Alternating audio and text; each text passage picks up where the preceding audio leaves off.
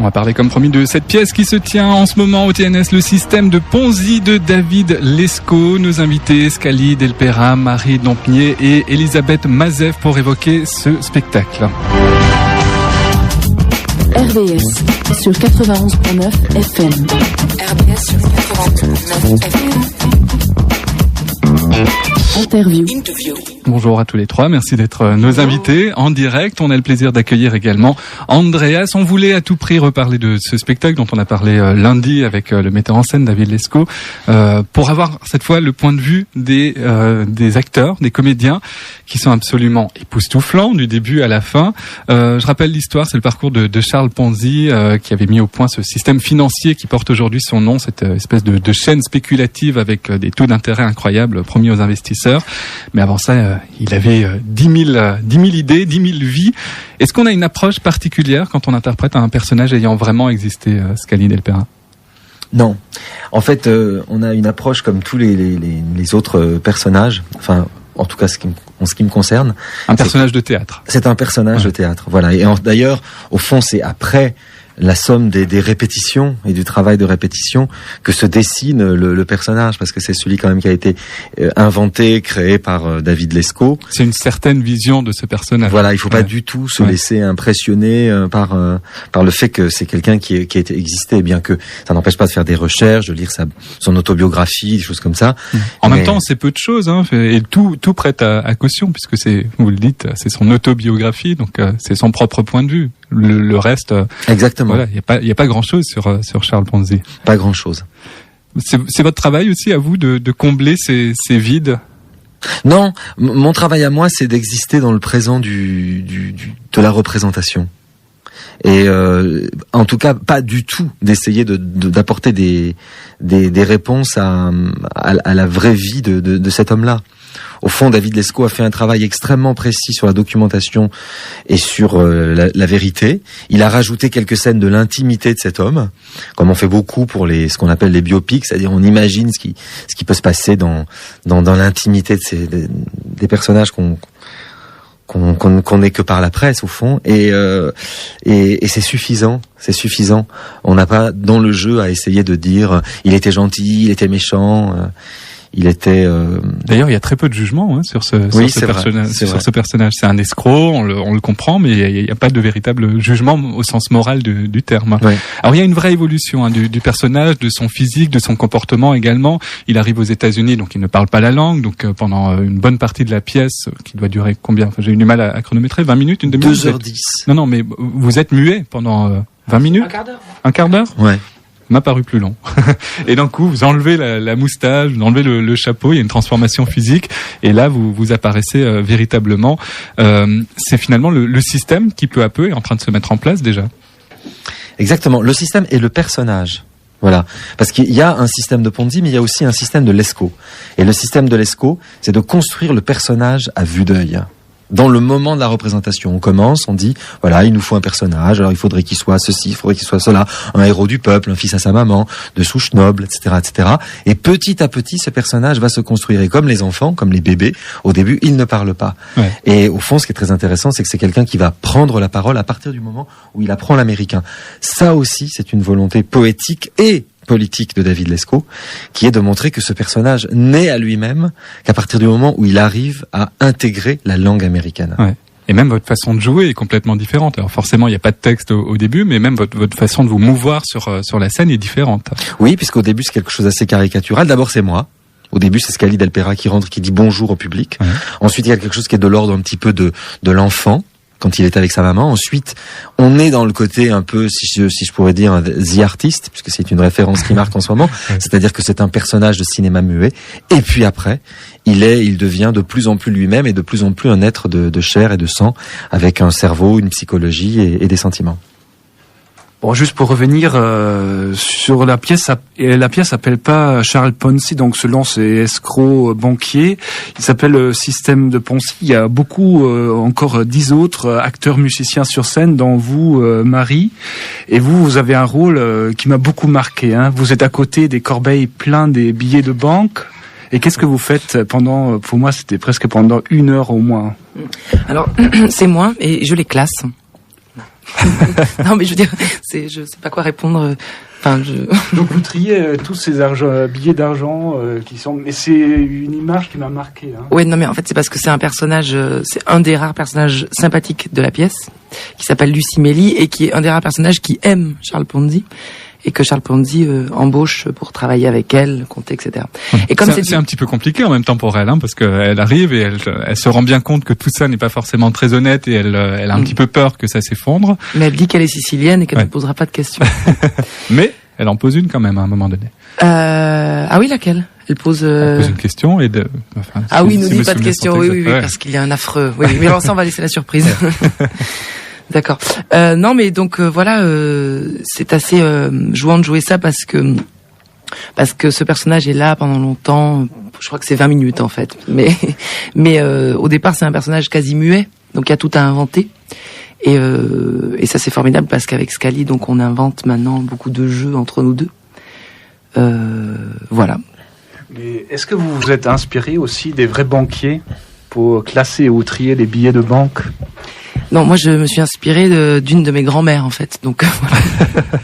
Famille noble donc. Avec le bas de laine. Hein.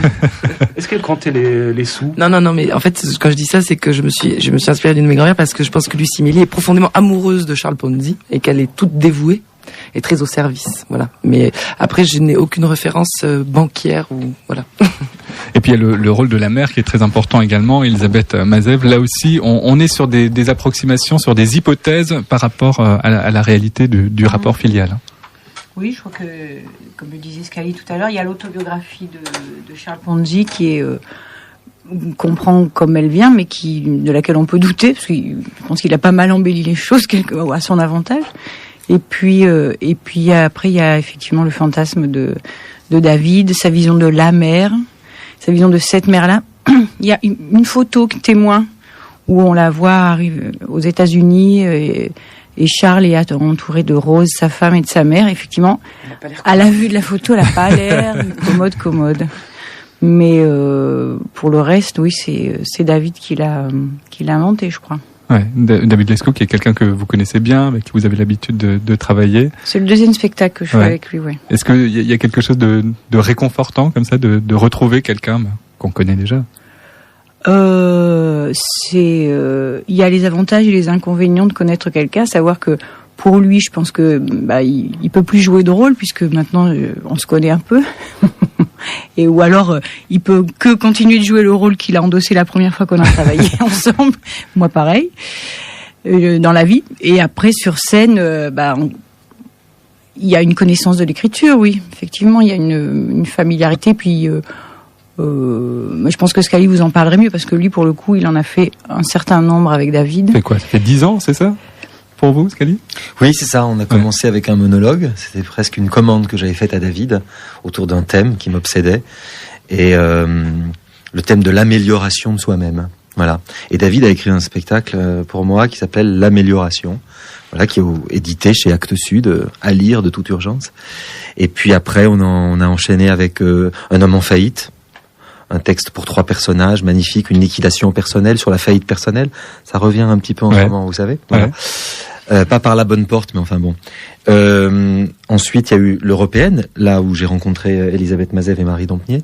Et puis le 4e, effectivement, celui-ci, le système de Ponzi. Voilà, donc ça fait 10 ans de camaraderie théâtrale. Elisabeth Mazev qui parlait de l'écriture de David Lescaut. C'est une écriture très musicale. Est-ce que c'est quelque chose de particulier à jouer pour les comédiens, ce côté très rythmique là, par exemple, sur le coup, il y a beaucoup d'octosyllabes, donc quelque chose de très musical, quoi. À répéter surtout. Parce que David a... Parce que c'est une vraie chorégraphie quand on le voit. Oui, c'est un opéra parlé. C'est David qui le sous-titre comme ça, et c'est effectivement assez vrai. C'est la même rigueur et la même discipline pour le répéter. Après, pour le jouer, évidemment, c'est comme tout ce qu'on interprète. Le public est là, et d'un seul coup, au contact du public, quelque chose se passe, en général, qui tire plutôt vers le haut, en général, dans le meilleur des cas. Et là, l'alchimie se fait ou pas, mais voilà. Mais à répéter, oui, c'est plus... ça demande une rigueur encore plus grande. Ouais. Pour vous, Scali Del Pera, il y a une diction particulière qui est votre diction, mais qui est, j'ai l'impression, encore accentuée dans ce rôle-là. Ça aussi, ça fait partie de la musicalité du texte. Écoutez, je ne sais pas. Moi, parce que là, vous n'avez pas la même voix. Vous parlez pas de la même manière. Non, c'est sûr. Il a pris sa voix de radio. Là. Voilà, là, c'est la voix de radio.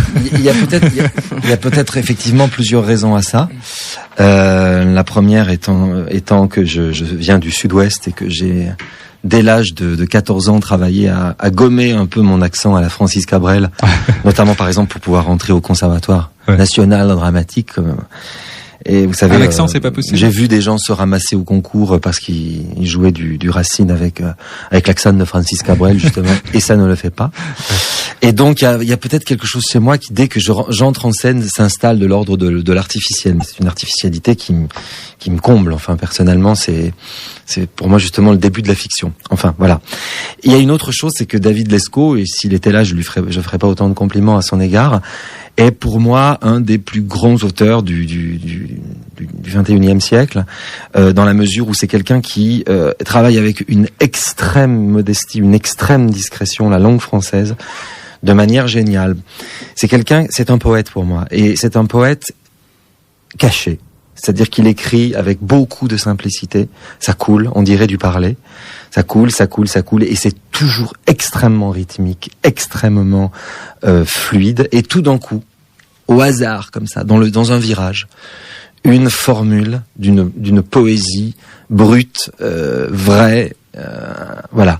Et donc c'est un auteur qui me transporte, qui me transforme, qui me transcende et qui fait effectivement que peut-être quand je le joue, je ne parle pas comme dans la vie. Ouais. Heureusement d'ailleurs. Vous retrouvez pas ça chez d'autres metteurs en scène?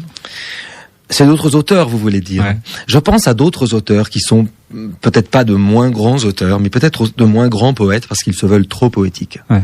Les poètes les auteurs qui se revendiquent comme des poètes, ouais, et qui mettent de la poésie à chaque coin de phrase, je les trouve à certains égards moins forts qu'un David Lescaut, que je comparerais à un Francis Ponge ou à d'autres grands poètes comme ça qui une espèce de simplicité comme ça, mais très travaillée quand même. On sent qu'il y a du travail derrière, il y a une espèce d'abnégation, une comme parfaite ça, de connaissance de la langue, de Pascal jusqu'à les plus grands auteurs contemporains. Alors on va vous entendre justement dans cette diction très particulière du système de Ponzi. Pourquoi tu ne demandes pas la nationalité américaine?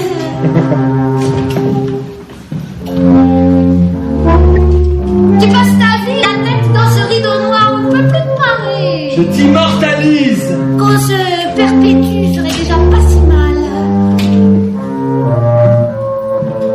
Attendons d'avoir les moyens. Pas besoin de moyens. Tu as des goûts de millionnaire, toi. Je vais trouver l'idée, je vais la trouver.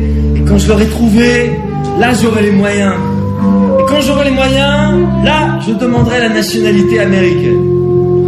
Sacré roublard quand même, hein, ce Charles Ponzi, qui ne demande finalement jamais la nationalité américaine puisqu'il n'aura jamais suffisamment les moyens. On le sent quand même torturé. On a l'impression qu'il n'a foi en rien, si ce n'est en lui-même et en ses idées, puisqu'il en a plusieurs. Oui, justement sur le côté torturé, parce que là, vous venez de vous boucher les oreilles pendant qu'on a écouté l'extrait. Hein. Oui. Est-ce que c'est une torture pour vous de faire ce rôle à ce moment-là? Pendant cette séquence-là qu'on vient d'entendre, oui. Non, pas du tout. Ce qui est une torture pour moi, c'est de m'entendre d'une manière générale, surtout justement en enregistrement audio. Quand je m'entends en me regardant, par exemple dans un film, quelque chose, c'est moins torturant pour moi parce qu'il se passe quelque chose. Je regarde. Voilà aussi parce que je suis fasciné effectivement par l'image, par ton image, par mon physique. Voilà, c'est vrai. Et non, c'est bizarre parce que c'est pas vous venez de le dire. Quand vous montez sur scène, vous prenez cette voix particulière, ce rythme particulier qui fait que c'est plus vous. Oui, c'est vrai, ce n'est plus moi, mais il y a quelque chose qui fait que quand je l'entends et que je me dis tiens c'est moi qui ai fait ça, je suis un petit peu gêné. Non mais je comprends, c'est comme le théâtre filmé. Enfin, c'est très compliqué de se regarder. Jouer au théâtre, il y a une adéquation avec le cinéma, mais s'entendre et se regarder au théâtre, c'est très. Si vous continuez sur cette voie, je vais être obligé de vous demander de jouer une scène ici. Hein, si vous voulez ni entendre un enregistrement, ni vous voir, faut le faire en live alors. Non mais vraiment, il y a silence. On n'a aucune scène. Je lance l'invitation. Hein. Voilà. Non, c'est vrai, il y a pas de scène ensemble. Mais vraiment, c'est une torture de vous entendre. Oui. Voilà, il y a quelque chose comme ça, je ne sais pas pourquoi, ça m'a toujours fait ça. Ouais. Ce sont des rôles très physiques. David Lescaut vous en demande beaucoup. Vous avez remarqué ? Ouais, quand même. On en profite pour le dire au passage. Quand même. David, tu nous en demandes beaucoup. Là aussi, est-ce que c'est quelque chose de particulier, comme ça, d'être obligé de bouger le décor de la scène, ces tables qui paraissent parfois très lourdes quand même. C'est vrai, elles le sont. Elles le sont, ouais, ça se voit. On voit l'effort physique sur vos visages. Mais quand même, on le fait avec une certaine grâce ou avec pas beaucoup d'élégance. Merci. C'est ce que je voulais savoir. Là aussi, ça participe de la chorégraphie. Oui. On est dans un rythme très particulier. Une appréhension particulière justement quand il y a quelque chose de physique comme ça à effectuer sur scène. Brasser des tables qui font 18 kilos, oui, une appréhension, oui, de se faire mal. C'est pas arrivé jusqu'à présent, mais bon, Jean-Christophe Quenon a eu un lumbago, Charlie Nelson a eu mal au dos. Il n'y a pas eu trop de doigts coincés, je touche du bois, mais oui, c'est compliqué. Ouais. Mais ça fait partie du travail de répétition. On a beaucoup travaillé pour ça. Ouais. Et finalement, c'est beaucoup plus facile en représentation. Parce qu'en répétition, comme on les brasse beaucoup, c'est plus fatigant de répéter que de jouer au final. En représentation, quand on se fait vraiment mal, on le sent qu'après. On a tous des anecdotes où on s'est coincé un doigt, ouvert quelque chose, et puis on s'en rend compte qu'après, mais tu saignes, même au niveau du rythme des changements de costume, je pense à vous, Marie Dompnier, c'est très tendu. Oui, il faut pas se tromper, il faut pas traîner, oui. Mais ça c'est assez formidable en fait parce que au fond ça sous-tend tout le spectacle. Enfin, je parle notamment des acteurs ou des actrices qui changent beaucoup de rôle. Ça donne un rythme en fait à tout ça, c'est-à-dire qu'on brasse des années, des gens, de l'humain. Enfin, je pense que il a voulu David que ça soit à vue, qu'on voit les acteurs se changer. C'est pas pour rien, c'est-à-dire de vraiment montrer le théâtre et montrer l'histoire qui avance. Et en fait, c'est assez joyeux montrer la machine. Voilà. C'est très très jouant, joyeux de faire ça. Ouais, parce que du coup, dans quelque chose qui est de l'ordre simplement du changement de costume, vous êtes encore en train de jouer. Vous n'oubliez jamais qu'il y a quand même des spectateurs qui vous voient. Voilà, on est surtout en train de se dire, il faut que je sois à temps, arrivé pour 2-3 fois, mais oui, tout à fait. Oui, on sent en tout cas que c'est millimétré. Andreas.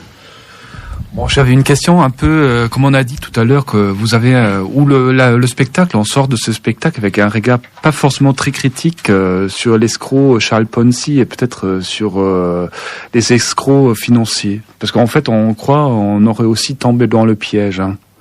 Est-ce que vous avez travaillé un peu à table, dramaturgiquement, sur ce côté de l'escroquerie et d'y croyer, ou est-ce qu'il n'y a pas un travail aussi sur le sujet?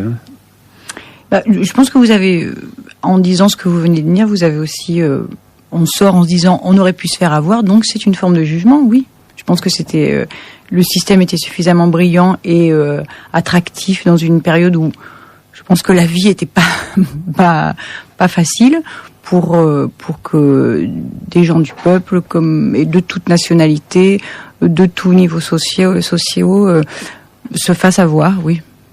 Et puis il y a une phrase dans le texte qui dit quand ça sent l'arnaque, les gens y vont. C'est comme ça, c'est une règle. Et c'est vrai, je pense que c'est un coup. C'était aussi les gens jouent au poker avec leurs économies. Et puis je pense aussi qu'il avait du bagou, qu'il avait du charme, et que il y a une scène où on le voit, plusieurs scènes où on le voit séduire des investisseurs par une petite phrase, parce que je pense qu'il y avait aussi comme il a beaucoup réfléchi avant de faire, il y a une belle connaissance de l'humain et de comment, quoi dire, à qui. Il avait aussi probablement pas mal de succès avec les femmes. Et voilà, il a su en jouer. Et puis ce côté roublard comme ça qui est accentué encore dans cette scène où vous faites finalement votre propre voix off, Scali, où vous essayez de trouver quoi dire pour séduire. Voilà, pour séduire, pour essayer de convaincre les investisseurs. C'est quelque chose qui est marqué historiquement. On est dans les années 20, 30 aux États-Unis. Finalement, c'est très contemporain puisque le système est le même aujourd'hui. Enfin, on a fait le parallèle avec le système Madoff qui était construit sur un système de Ponzi. Mais finalement, aujourd'hui, le système est le même. Alors, je pense qu'en fait là, il s'est attaqué avec ce sujet-là, David Lescaut, à quelque chose qui est ni d'aujourd'hui, ni du XXe siècle, mais de toujours, qui est ce que Georges Bataille décrit comme le fameux besoin de perdre. Ouais. Le potluck pour l'Amérique du Sud, etc. Enfin, comment une société ne peut pas avancer si elle n'y perd pas. Alors, société primitive avec bien sûr les échanges de sacrifices, les échanges de femmes, les échanges de chèvres, de bétail, la guerre, et puis la perte individuelle dans la société individualiste au XXe siècle qui se crée de ce qu'on a amassé, de ce qu'on gagne. Notre santé, mais aussi nos économies. C'est-à-dire qu'on ne peut pas continuer à vivre en tant que système clos sans y perdre des plumes. Et l'arnaqueur est ce personnage qui frappe à nos portes pour nous dire, si vous voulez perdre, je suis là pour vous faire perdre. Et on y va. Ouais. On y va presque consciemment. Les casinos, c'est ça, hein, on y va pour y perdre un paquet de fric en se faisant croire qu'on y va pour gagner, ouais. Etc., etc. Et Ponzi, ça fait partie de ces centaines de milliers de personnages déplorables qui sont là sur votre route pour vous faire trébucher. Et lui-même est dans ce système. Il donne les armes pour se faire piéger. Voilà. C'est extraordinaire. Ça me fascine tous les soirs. Je me dis, il va pas le dire ce soir. Si il le dit, j'ouvre mes comptes. Faites un audit. Vérifiez tous mes comptes. Tous les soirs, je me dis, non mais là, il va éviter ce piège. Et paf. Voilà. Mais exactement. C'est la preuve que tout est construit sur une espèce de bluff. Est-ce que Charles Ponzi y croit finalement à son système, ou est-ce qu'il sait qu'à un moment ou à un autre, ça va s'effondrer? Alors, je pense que il fait partie de ces gens, Charles Ponzi, qui croient à ses capacités de revenir, à ses capacités de finalement remettre les choses sur les bons rails. C'est-à-dire qu'il se dit, bon, ça commence pas tout à fait légalement, parce que cette histoire de coupons-réponses internationaux, il sait qu'il s'en sert comme levier psychologique pour que les gens déposent chez lui, mais on sait pertinemment que c'est pas un système qui marche. Il le sait. Et mais je pense aussi qu'il se dit, bon voilà, j'ai fait des études un petit peu, j'ai de l'énergie, j'ai un cerveau. Finalement, une fois que j'aurai amassé cette fortune-là, je vais faire en sorte que tout redevienne légal et tout marche. Mais à aucun moment il pense à se retirer de ce système. C'est-à-dire que je pense qu'il n'en a pas le temps. Vous savez, toute cette histoire se déroule en 365 jours. D'accord. C'est-à-dire que du moment, c'est-à-dire qu'il y a de janvier à août. Il y a du moment où il a besoin de $2000 jusqu'au moment où il est milliardaire, ça coule un an. Voilà. Et c'est allé trop vite, ça va trop vite, et il n'a pas le temps de se remettre en place que déjà l'audit est en sa défaveur et il va couler. Ouais. Et puis cette fin inéluctable qui est là depuis le début avec cette scène que vous interprétez vous, Marie, avec le Brésil, qui est là finalement comme un vautour qui plane autour de Charles Ponzi pour lui dire que sa fin sera inéluctablement celle d'un homme qui va mourir seul dans des conditions déplorables. Et aussi pour nous le dire à nous. Oui, pour se le dire à tous. Oui, se le rappeler constamment. Oui, c'est comme quelque chose de récurrent qui est là dès le début quasi, oui. Ouais. Et c'est une scène que vous jouez de manière différente à chaque fois. Quand même. Oui, j'essaie, oui. Ouais. oui, non, mais parce qu'en plus avec l'histoire. Beaucoup de désinvolture au bout d'un moment. Oui, bah oui, parce que. Oui. Non, mais parce qu'en plus l'histoire avance. On est plusieurs en fait, à se donner cette phrase, mais c'est vrai que c'est moi qui le dit de la façon la plus récurrente. Et oui, mais en fait, ça c'est vraiment assez incroyable, parce qu'au début je me disais mais pourquoi il y a cette phrase au final.